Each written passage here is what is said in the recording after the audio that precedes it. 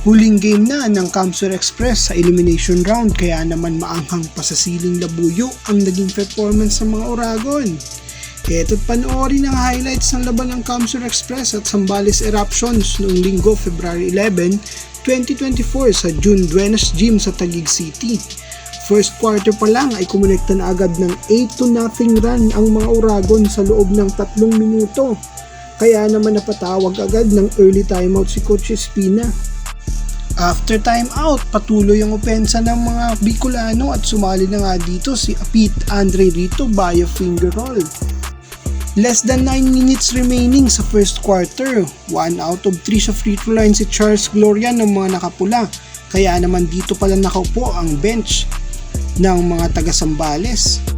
Tuloy-tuloy ang opensa ng mga Bicolano at nakisali na nga dito sina Jason Orada at Joshua Ayo na parehong kumonekta ng tig-isang 3 points beyond the arc. 7 minuto na nga nang makuha ng Zambales ang una nilang feed goal sa game, pero patuloy ang paglobo ng lamang ng mga Uragon sa 20 points.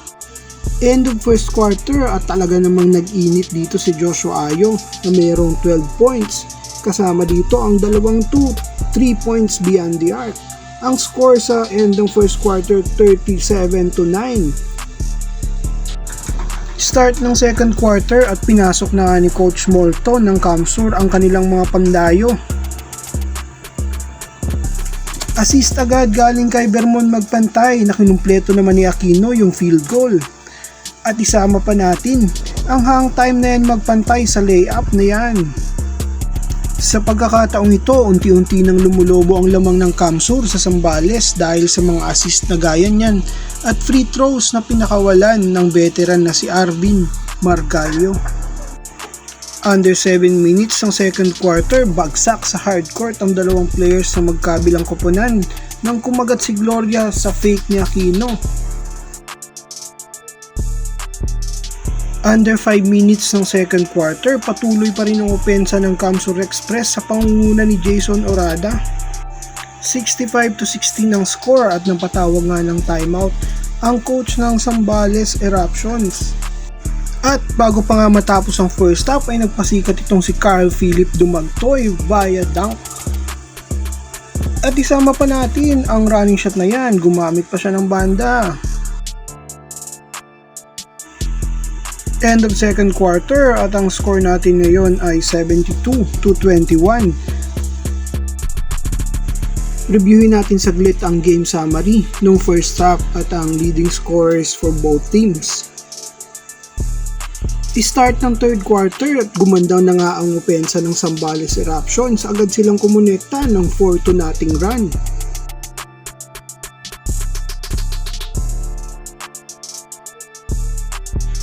Under 10 minutes ng third quarter, bumaba ang field goal percentage ng Camsur Express at gumanda naman ang depensa ng Zambales Eruptions. Under 6 minutes, baba ang lamang ng Express sa 44 points. At dito sinusubukan pa rin talagang makalapit ng mga taga Zambales. End of third quarter at lamang na lamang pa rin talaga ang Express, 87-38 ang score. Fourth quarter na at nagkaroon pa nga ng kaunting scuffle between Hoffman and Ayo at natawagan nga ng unsportsmanlike foul itong si Joshua Ayo.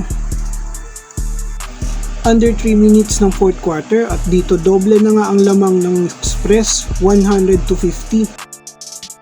Hindi na nga nakahabol pa ang Zambales Eruptions at babagsak sila sa standing na 4 wins and 5 losses sa Group A. Samantalang ang Express naman ay aakyat sa standing na 7 wins, 2 losses sa Group B. May natitira pang isang game ang Eruptions at ang Express naman ay siguradong aabangan ang resulta ng Taguig Generals at Santa Rosa Iridanos para makumpleto na ang semifinal cast.